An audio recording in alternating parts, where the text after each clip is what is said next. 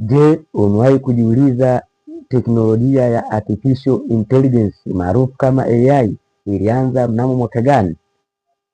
Ukweli ni kwamba safari ya AI ilianza rasmi mnamo mwaka 1956 katika mkutano ulioitwa Dartmouth Conference nchini Marekani. Hapo ndipo wanasayansi walipoanza kutumia kwa mara ya kwanza neno artificial intelligence, wakimaanisha mashine au kompyuta zinazoweza kufikiri na kufanya maamuzi kama binadamu. Katika miaka 1960 hadi 2010, maendeleo ya AI yalikuwa polepole.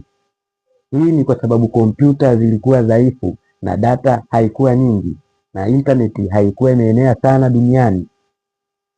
Hata hivyo, AI ilianza kuonekana kwenye baadhi ya mifumo muhimu kama vile autopilot kwenye ndege na kwenye programu za michezo ya kompyuta kama vile chesi. Mfano maarufu ni kompyuta ya Deep Blue iliyomshinda bingwa wa dunia wa chesi Garry Kasparov mnamo mwaka 1997. Kuanzia miaka 2010 hadi 2020, AI ilianza kukua kwa kasi kubwa ulimwenguni. Sababu kuu zilikuwa ni kuongezeka kwa intaneti, kupatikana kwa data nyingi na maendeleo ya kompyuta zenye nguvu. Leo hii AI ipo karibu kila mahali.